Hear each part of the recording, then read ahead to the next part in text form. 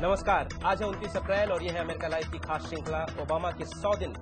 आज हम बात करेंगे बराक ओबामा सरकार की ऊर्जा नीति। सबसे पहले एक नजर ऊर्जा को लेकर ओबामा सरकार की बड़ी योजनाओं पर। अगले 10 सालों में ऊर्जा पर $150 बिलियन खर्च किए जाएंगे। 10 सालों में ही 50 लाख नई नौकरियों के अवसर पैदा करने पर जोर और अमेरिका को बनाया जाएगा तेल पर आत्मनिर्भर। मैं हूं वॉशिंगटन डीसी से वॉइस ऑफ अमेरिका का अमित श्रीवास्तव। ओबामा सरकार के बदलाव के एजेंडे में ऊर्जा नीति का बड़ा किरदार है। एक नजर डालते हैं कि नई ऊर्जा नीति को लेकर अमेरिका में लोग क्या सोच रहे हैं। अमेरिका में दुनिया की 5% जनसंख्या रहती है, लेकिन यहाँ दुनिया के कुल उत्पाद का 25% तेल इस्तेमाल होता है। विशेषज्ञों का कहना है कि अगर दुनिया को बचाना है तो जरूरी है कि आदतें बदली जाएं। यही एक तरीका है जिससे हम अपने जीने के स्तर को बरकरार रख सकते हैं। बिजली से चलने वाली कारों के उत्पादन से जुड़ी कंपनी के सीईओ एडवर्ड फुरिया का कहना है कि राष्ट्रपति ओबामा की ये सोच बिल्कुल सही है।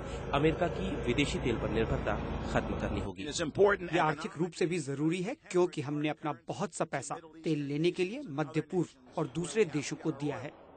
ओबामा वैकल्पिक ऊर्जा पर काफी पैसा लगा रहे हैं, लेकिन कई विशेषज्ञ ये मानते हैं कि ये पैसों का सही इस्तेमाल नहीं है। ये पैसे की बर्बादी होगी क्योंकि हवा और सूरज से ऊर्जा बनाना दशकों से है, लेकिन ये लगातार सरकार की सहायता पर ही निर्भर रहते हैं।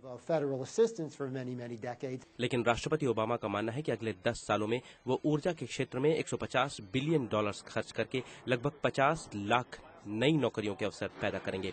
Amit Srivastava, voice of America. इसी पर बात करने के लिए आज हमारे स्टूडियो में है ऊर्जा क्षेत्र से जुड़ी शीतल भंडारी। शीतल, स्वागत है आपका स्टूडियो में। Thank you. शीतल, अभी हमने देखा कि 5% जनसंख्या पूरी दुनिया की अमेरिका में रहती है, लेकिन 1/4 25% तेल अमेरिकन इस्तेमाल करते हैं। तो क्यों है इतनी तेल पर निर्भरता, डिपेंडेंसी ऑयल पर? इतनी तेल पे डिपेंडेंसी इसलिए है क्योंकि अमेरिका दुनिया का सबसे डेवलप्ड नेशन है, तो ऑब्वियसली उसके साथ इलेक्ट्रिसिटी भी आएगी, उसके साथ एनर्जी की रिक्वायरमेंट्स भी आएंगी।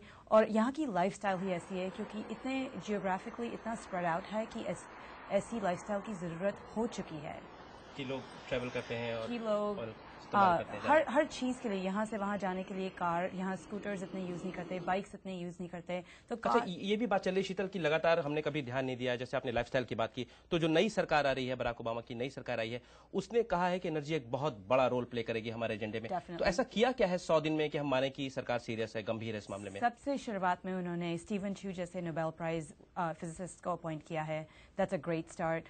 सेकेंडली, उन्होंने $150 बिलियन कमिट किए हैं अगले 10 साल में सिर्फ क्लीन एनर्जी के लिए, which is huge. That tells you कि ओबामा कितना सीरियस ले रहा है एनर्जी की प्लेटफॉर्म को। और उन्होंने ये भी वादा किया है कि रिन्यूएबल एनर्जी सोर्सेज 10% होंगे अगले 3 साल में, which is a huge increase from where it is now. तो जो अल्टरनेटिव एनर्जी यानी वैकल्पिक ऊर्जा की जो आप बात कर रही हैं कि ओबामा सरकार में बहुत ज्यादा है उसके एजेंडे में, इसको लेकर कई क्रिटिक्स ये भी कहते हैं कि पैसे की बर्बादी है। तो क्या हम समझें कि अभी आपने देखा भी है स्टोरी में कि बोला कि this is wastage of money? अच्छा देखो, हर बात के लिए लोग कंप्लेन भी करते हैं और खुश भी रहते हैं, सबको तो सेटिस्फाई कर नहीं सकते। लेकिन फैक्ट्स ये हैं कि रिन्यूएबल एनर्जी बहुत ज़रूरी है क्योंकि हम बिना रिन्यूएबल एनर्जी के अपना पोर्टफोलियो डिवर्सिफाई नहीं कर सकते हैं। ग्लोबल वार्मिंग उससे और सीरियस होने वाली है, तो रिन्यूएबल एनर्जी बहुत इंपॉर्टेंट है कि हमारे पोर्टफोलियो के अंदर आए। अच्छा, टू सम एलिमेंट।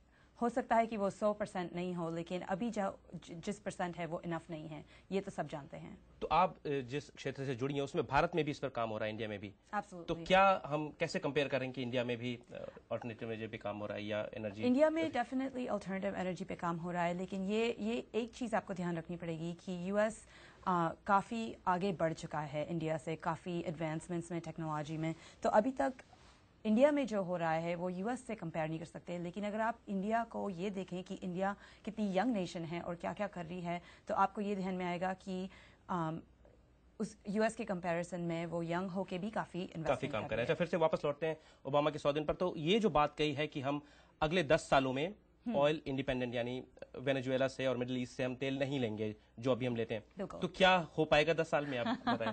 10 साल में तो कुछ भी हो सकता है ना? तो मेरा ख्याल है कि 10 साल में एब्सोल्युटली हो सकता है, लेकिन सबसे ज़रूरी बात होगी अगले 5 साल, क्योंकि अगर हम वो बीज नहीं बोएंगे तो वो झाड़ नहीं उगेगा जिससे हम ऑयल इंडिपेंडेंस ले सकें। मतलब हम शुरुआत में कैसा करते हैं, कैसी नीतियां बनाते हैं, कैसे प्लान करते हैं, उस पर डिपेंड करेगा कि 10 साल में। एब्सोल्युटली, क्योंकि ये तो सिर्फ प्लान्स है और प्लान्स के अनाउंस करना बहुत इंपॉर्टेंट पार्ट है, लेकिन उससे भी ज्यादा इंपॉर्टेंट पार्ट है उसका एक्सिक्यूशन। बहुत बहुत धन्यवाद शीतल, स्टूडियो में आने का और हमें जानकारी देने का। अमेरिका लाइव आप voasamachaar.com पर भी देख सकते हैं। राष्ट्रपति ओबामा के कार्यकाल के पहले 100 दिनों पर 5 मई को वॉइस ऑफ अमेरिका एक खास कार्यक्रम पेश कर रहा है, ओबामा और दुनिया 100 दिन। इसमें इंटरनेट के जरिए आप भी हिस्सा ले सकते हैं। हमारी वेबसाइट www.voanews.com पर जाकर अपने विचार और सवाल लिखिए और 5 मई को कार्यक्रम में शामिल हो जाइए। शुक्रवार को अमेरिका लाइव में जानेंगे कि कार्यकाल के पहले 100 दिनों में बराक ओबामा के नेतृत्व को कितना असरदार समझा जा रहा है। नमस्कार।